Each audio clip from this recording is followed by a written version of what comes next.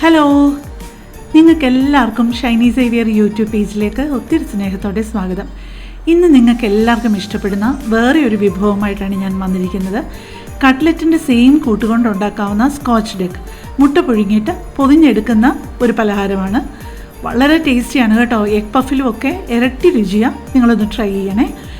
ഇപ്പം ഞാൻ pressure കുക്കറിലിട്ടിരിക്കുന്നത് 1 kilo നന്നായിട്ട് കഴുകി വൃത്തിയാക്കിയ ബീഫും, ഒരു 1/2 ഇഞ്ച് കഷ്ണം ഇഞ്ചി കുഞ്ഞായിട്ട് അരിഞ്ഞതും, 3-4 അല്ലി വെളുത്തുള്ളി കുഞ്ഞായിട്ട് അരിഞ്ഞതും, 1/2 ടീസ്പൂൺ കുരുമുളക് പൊടിയും, 1/2 ടീസ്പൂൺ മഞ്ഞൾപ്പൊടിയും, 1/2 ടീസ്പൂൺ ഉപ്പും, ഇതെല്ലാം കൂടി ഇട്ട് നന്നായിട്ടൊന്ന് ഇളക്കിയിട്ട് നമുക്ക് പ്രഷർ കുക്കറിൽ വേവിക്കാം.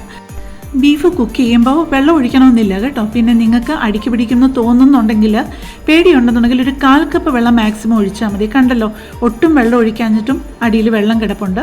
പക്ഷേ അത് മുഴുവൻ വറ്റിച്ചെടുത്തിട്ട് അതിൻ്റെ ആ അടിയിൽ വരുന്ന അരപ്പൊന്നും കളയാതെ തന്നെ ആ ബീഫ് നന്നായിട്ട് തണുപ്പിക്കാനായിട്ട് വെക്കുക.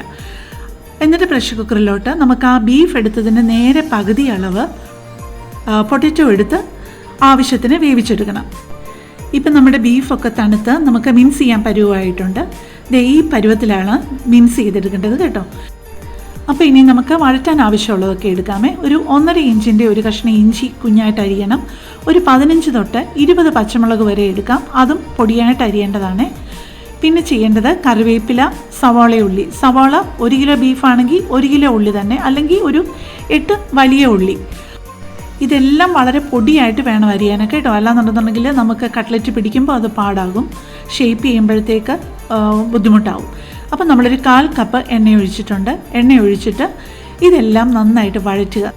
പിന്നെ പച്ചമുളകിൻ്റെ കാര്യം പറഞ്ഞല്ലോ, പച്ചമുളക് എരിവിൻ്റെ കണക്കും കൂടെ നോക്കണം നിങ്ങൾ. എരിവിൻ്റെ അളവും മുളകിൻ്റെ വലിപ്പവും ഒക്കെ നിങ്ങൾ ശ്രദ്ധിച്ചിട്ട് വേണം ചേർക്കാനായിട്ട്. പക്ഷേ 15-ൻ്റെയും 20-ൻ്റെയും ഇടയ്ക്ക് വേണം എന്തായാലും. അത് നടുവേ കീറിയിട്ട് കുഞ്ഞായിട്ട്, അല്ലെങ്കിൽ 4ആയിട്ട്, ഒരുപാട് വലിയ മുളകാണെന്നുണ്ടെങ്കിൽ 4ആയിട്ട് നീളത്തിൽ മുറിച്ചിട്ട് വളരെ പൊടിയായിട്ട് അരിയാൻ. കട്ട്ലറ്റ് ഉണ്ടാക്കാൻ ഒരു ഇച്ചിരി മെനക്കേടുള്ള ഒരു കാര്യമല്ലേ. എനിക്കൊരു ഇച്ചിരി മടിയുള്ള കാര്യമാണ് കട്ട്ലറ്റ് ഉണ്ടാക്കാനായിട്ട്. അതുകൊണ്ട് മിക്കവാറും ഞാൻ ആരെങ്കിലും എനിക്ക് അരിയാനും പൊളിക്കാനും ഒക്കെ ഒന്ന് പിന്നെ മുക്കിയെടുക്കാൻ, റൊട്ടിപ്പൊടിയിലും മുട്ടയുടെ വെള്ളയിലും ഒക്കെ മുക്കിയെടുക്കാനും ഒക്കെ ഒരു ഹെൽപ്പും കൂടെ ഉണ്ടെങ്കിലേ ഞാൻ കട്ട്ലറ്റ് മിക്കവാറും ഞാൻ ഉണ്ടാക്കാൻ തുനിയാറുള്ളൂ. നമുക്ക് ചോപ്പറിലിട്ട് അരിഞ്ഞു കഴിഞ്ഞ് കഴിഞ്ഞാൽ എളുപ്പമാണ്. ഞാൻ അങ്ങനെയാണ് ചെയ്തത്. പക്ഷേ ഒരു കുഴപ്പം എല്ലാവരും പറയുന്നത് ആ ഉള്ളിൽ നിന്നുള്ള നീരിറങ്ങും എന്നാണ് പറയുന്നത്. അപ്പം അങ്ങനെ നീരിറങ്ങുകയാണെങ്കിൽ ചെയ്യാവുന്ന ഒരു കാര്യം, നമുക്ക് ഒരു പാത്രത്തിൽ എണ്ണ ഒഴിക്കാതെ, പ്രത്യേകിച്ച് നോൺ സ്റ്റിക്ക് ആണെങ്കിൽ കുറേ കൂടെ നല്ലതാണ്. അപ്പോൾ എണ്ണ ഒഴിക്കാതെ കുറച്ച് നേരം ഒന്ന് വഴറ്റിയാൽ മതി. ഇപ്പം ദേ ഞാനൊരു 1/4 ടീസ്പൂൺ മഞ്ഞൾപ്പൊടിയും, 1/2 ടീസ്പൂൺ കുരുമുളക് പൊടിയും, 3/4 ടീസ്പൂൺ ഗരം മസാലയും ഇട്ട് അതിനകത്തോട്ടൊന്ന് വഴറ്റുക. നമുക്ക് വേണമെന്നുണ്ടെന്നുണ്ടെങ്കിൽ അവസാനം ഒന്നും കൂടെ നമുക്ക് ആഡ് ചെയ്യാം. കുരുമുളക് പൊടിയുടെ ടേസ്റ്റോ ഗരം മസാലയൊക്കെ അവസാനം വേണമെങ്കിൽ ഒന്നുകൂടെ ചേർക്കാവുന്നതല്ലേ ഉള്ളൂ. ഗരം മസാലയൊക്കെ കൂടി കഴിഞ്ഞ് കഴിഞ്ഞാൽ ആ ഒരു മസാലയുടെ ആ ഒരു വല്ലാത്ത ടേസ്റ്റ് ഇരിച്ചിട്ട് മുമ്പിൽ നിൽക്കും. അതുകൊണ്ട് ആവശ്യമുണ്ടെങ്കിൽ നമുക്ക് അവസാനം ചേർക്കാം. പിന്നെ നമുക്ക് ബീഫ് മിൻസ് ചെയ്തത് ഇതിലേക്കിട്ട് നന്നായിട്ടൊന്ന് വഴറ്റണം കേട്ടോ. അതിന് ഭയങ്കരമായിട്ട് ടേസ്റ്റ് വ്യത്യാസം വരും. ഇപ്പോൾ ഇട്ടത് മല്ലിയിലയാണ്. മല്ലിയില പൊടിയായിട്ട് കൊത്തി എരിഞ്ഞതാണ് ഇട്ടിരിക്കുന്നത്. മല്ലിയില പിന്നെ പെട്ടെന്ന് അങ്ങ് വഴന്നോളുമല്ലോ. നമ്മുടെ ബീഫ് മിൻസ് ചെയ്തിരുന്നതും ഇട്ടു. അതും കൂടി ഇട്ട് കഴിഞ്ഞ് കഴിഞ്ഞാൽ വഴറ്റുമ്പോൾ നല്ല വലിയൊരു പാത്രം എടുക്കണം. എന്നിട്ട് അത് നന്നായിട്ട് അതിനകത്തോട്ടിട്ടൊന്ന് വഴറ്റണം കേട്ടോ. നല്ല വ്യത്യാസമുണ്ട്. ഇതിപ്പം അല്ലാതെ നമ്മൾ മിക്സ് ചെയ്യുന്നതും അതിനകത്തോട്ട് ഇട്ട് കുറച്ചുകൂടി ഒന്ന് വഴറ്റുന്നതും നല്ല വ്യത്യാസമുണ്ട്. ഇപ്പം ഉപ്പ് പോരാന്ന് തോന്നിയത് കൊണ്ട് കുറച്ചുകൂടെ ഉപ്പിട്ടു. ഈ കട്ട്ലറ്റിൻ്റെ ഇപ്പം ഞാൻ ഈ വഴറ്റുന്ന കാര്യം പറഞ്ഞല്ലോ. സാധാരണ മിക്കവരും ചെയ്യുന്നത് നമ്മൾ വഴറ്റി കഴിഞ്ഞ് കഴിഞ്ഞിട്ട് അതിലേക്ക് നമ്മൾ ഇറച്ചിയും മിൻസ് ചെയ്തത് വിട്ട് അങ്ങ് ഷേപ്പ് ചെയ്യുക ചെയ്യുന്നത്, പൊട്ടറ്റോയൊക്കെ ഇട്ട്. ഇതിങ്ങനെ മൂപ്പിക്കുമ്പോൾ ഉള്ളത് കട്ട്ലറ്റിൻ്റെ ഉൾവശവും നല്ല ക്രിസ്പായിരിക്കും. ഇപ്പം നമ്മൾ കിഴങ്ങ് പുഴുങ്ങി പൊടിച്ചത് ചേർത്തിട്ടുണ്ട്. നമുക്ക് അതിനകത്തോട്ട് നേരിട്ട് വേണമെന്നുണ്ടെങ്കിൽ ഇതുപോലെ സ്പൂൺ കൊണ്ട് കുത്തിപ്പൊട്ടിക്കാം. അല്ലെന്നുണ്ടെന്നുണ്ടെങ്കിൽ പുറത്തെടുത്ത് നന്നായിട്ട് മാഷ് ചെയ്യുക. ചിലർ നന്നായിട്ട് മാഷ് ചെയ്തിട്ടാണ് ചേർക്കുന്നത്. പക്ഷേ എനിക്ക് ഒരിച്ചിരി ചെറിയ കഷ്ണങ്ങൾ പൊട്ടറ്റോയുടെ അതിനകത്ത് കിടക്കുന്നതാണ് എനിക്ക് കുറച്ചുകൂടി ഇഷ്ടം. പക്ഷേ ഒരുപാട് വലുതുമായിപ്പോയല്ലേ. ഇപ്പോൾ ദേ നമ്മൾ റൊട്ടിയുടെ പൊടി എടുത്തു. മുട്ടയുടെ വെള്ളം മാത്രം എടുക്കുന്നതാണ് സേഫ്. അതിനകത്ത് ഒരു ഇച്ചിരി ഉപ്പ് കൂടി ഇട്ടിട്ട് നന്നായിട്ടൊന്ന് അടിച്ച് പതപ്പിക്കുക. എന്നിട്ട് നമുക്ക് മുട്ടയുടെ വെള്ളയിലും റൊട്ടിപ്പൊടിയിലും മാറി നമുക്ക് മുക്കിയെടുക്കണം. ആ വീഡിയോയിൽ കണ്ടതുപോലെ നമുക്ക് ആദ്യം കൈവെള്ളയിൽ വെച്ച് നമുക്കിങ്ങനെ പിടിയൊക്കെ ഉണ്ടാക്കുന്നത് പോലെ നമുക്ക് ആ രീതിയിലൊന്ന് ഷേപ്പ് ചെയ്ത് കഴിഞ്ഞിട്ട് പിന്നെ സ്പൂണിനകത്ത് വെച്ച് ഷേപ്പ് ചെയ്യാനാണെന്നുണ്ടെന്നുണ്ടെങ്കിൽ വളരെ ഈസിയാണ് കേട്ടോ. കട്ട്ലറ്റ് ഷേപ്പ് ചെയ്യാൻ എല്ലാവർക്കും അറിയാമല്ലോ. അപ്പോൾ അതുകൊണ്ട് ഞാൻ ഇപ്പോൾ ഈ വീഡിയോയിൽ കൂടുതലായിട്ട് കാണിക്കുന്നത് സ്കോച്ച്ഡ് എങ്ങനെയാണ് കവർ ചെയ്യേണ്ടതെന്നുള്ളതാണ് കേട്ടോ.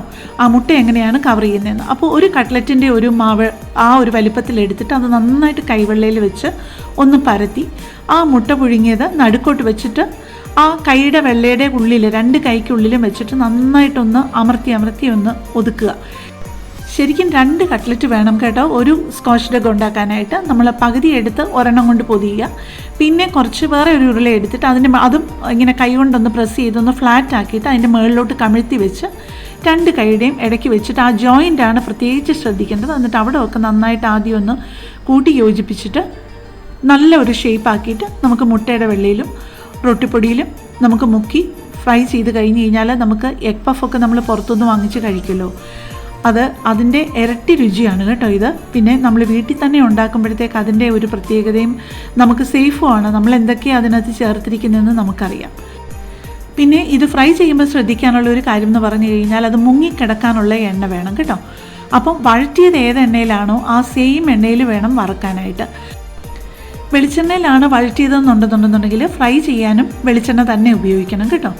പിന്നെ നമുക്ക് ശ്രദ്ധിക്കേണ്ട ഒരു കാര്യം, മുങ്ങിക്കിടക്കാനുള്ള എണ്ണ വേണം. എണ്ണ നന്നായിട്ട് ചൂടായി കഴിഞ്ഞിട്ട്, ചട്ടി നന്നായിട്ട് ചൂടായി കഴിഞ്ഞിട്ട് എണ്ണ ഒഴിക്കാവുള്ളൂ. എണ്ണ നന്നായിട്ട് ചൂടായി കഴിഞ്ഞിട്ട് നമ്മുടെ കട്ട്ലറ്റ് ആണെന്നുണ്ടെങ്കിലും സ്കോച്ച്ഡ് എഗ് ആണെന്നുണ്ടെങ്കിലും എണ്ണയിലേക്ക് ഇടാവുള്ളൂ.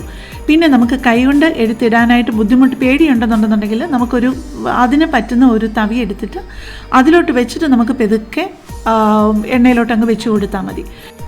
വീഡിയോ ഒരുപാടങ്ങ് നീളാതിരിക്കാൻ വേണ്ടിയിട്ടാണ് ഞാൻ കട്ട്ലറ്റ് ഷേപ്പ് ചെയ്യുന്നത് കാണിക്കാത്തത് കേട്ടോ. ഒരൊറ്റ ഒരെണ്ണത്തിൻ്റെ മാത്രം ഞാൻ കാണിക്കുക. ഒരെണ്ണം ഇതുപോലെ ഞാൻ സാധാരണ സ്പൂണിലാണ് ചെയ്യുന്നത് കേട്ടോ. എനിക്ക് വട്ടത്തിലൊക്കെ ഉണ്ടാക്കുന്നതിലും എനിക്കിഷ്ടം സ്പൂണിലിങ്ങനെ നമ്മുടെ കൈവെള്ള കൊണ്ട് 2 സൈഡും മാറി അങ്ങോട്ടും ഇങ്ങോട്ടും അമർത്തിയിട്ട് പിന്നെ കൈവെള്ളയിൽ എടുത്തിട്ട് നമ്മുടെ വിരൽ കൊണ്ട് തന്നെ ഒന്ന് ഷേപ്പാക്കി എടുക്കുക.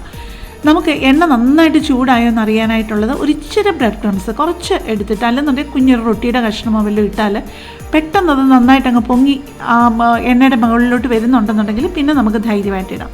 ഇപ്പം ഒരു കട്ട്ലറ്റും ഈ 3 സ്കോച്ച്ഡ് എഗ് മാത്രമേ ഞാൻ ഫ്രൈ ചെയ്ത് കാണിക്കുന്നുള്ളൂ. ഈ സ്കോച്ച്ഡ് എഗ് നല്ല ഭംഗിയാണ് കേട്ടോ, കാണാനായിട്ടും ഭംഗിയാണ്, ടേസ്റ്റും നല്ലതാണ്.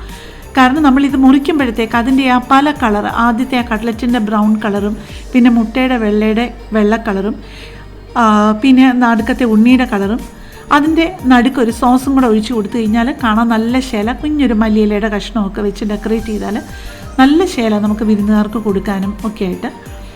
അപ്പോൾ നമുക്ക് ഇതെല്ലാം വറുത്ത് കഴിഞ്ഞു. നമുക്കിനി ഇത് നന്നായിട്ട് ചൂട് പോകണം കേട്ടോ. ചൂട് പോയി കഴിഞ്ഞിട്ടേ അത് വറക്കാൻ എടുക്കാവുള്ളൂ. എന്നിട്ട് നമ്മുടെ അറ്റം നല്ല പ്ലെയിനായിട്ടുള്ള ആ ഒരു കത്തിയെക്കാട്ടിലും നല്ലത് ഈ സൈഡിൽ ഇങ്ങനെ അരമുള്ള കത്തിയുണ്ടല്ലോ, ഈ ബ്രെഡ് നൈഫ് വെച്ചിട്ട് കട്ട് ചെയ്യുന്നതാണ് കുറേ കൂടെ എളുപ്പം. ധൃതിയിൽ ചൂടോടെ അത് മുറിക്കാൻ ശ്രമിച്ചു കഴിഞ്ഞാൽ അതൊരിക്കലും ശരിയാവില്ല കേട്ടോ. ഫുൾ അതിൻ്റെ തണുപ്പ് പോയി കഴിഞ്ഞിട്ടേ മുറിക്കാവുള്ളൂ. പിന്നെ ഈ കത്തിയുടെ കാര്യവും ശ്രദ്ധിക്കണം. നല്ല ഷേപ്പല്ലേ കട്ട്ലറ്റ്. പണ്ട് അമ്മച്ചി വീട്ടിലുണ്ടാക്കുന്നത് ഈ ഷേപ്പായിരുന്നു. അതുകൊണ്ട് തന്നെ എന്തുകൊണ്ടോ എനിക്ക് ആ ഒരു ഷേപ്പിൽ നിന്ന് മാറാൻ എനിക്കൊരു ഇച്ചിരി ബുദ്ധിമുട്ടാണ്. അത് തന്നെയല്ല, എനിക്ക് ഈ ഷേപ്പാണ് ഇഷ്ടം. നമ്മുടെ സ്കോച്ച്ഡ് എഗ് ഒക്കെ അങ്ങനെ സെർവ് ചെയ്യാനായിട്ട് റെഡി ആയിട്ടുണ്ട്. ആ 5 കളർ ഒരുമിച്ച് കാണാനായിട്ട് എന്തൊരു ഭംഗിയല്ലേ. നമുക്ക് വിരുന്നുകാർക്ക് കൊടുക്കാനാണെങ്കിലും നമുക്ക് കഴിക്കാനായാലും നല്ല ഒരു സ്നാക്ക് ഐറ്റമാണ് ഇത് കേട്ടോ. നിങ്ങളെല്ലാവരും ഒന്ന് പരീക്ഷിച്ച് നോക്കണം ക്രിസ്മസിന്. അപ്പോൾ എല്ലാവരും സന്തോഷമായിട്ട് ക്രിസ്മസ് ആഘോഷിക്കുക. ഇനി അടുത്ത വീഡിയോയിൽ കാണാം. Thank you.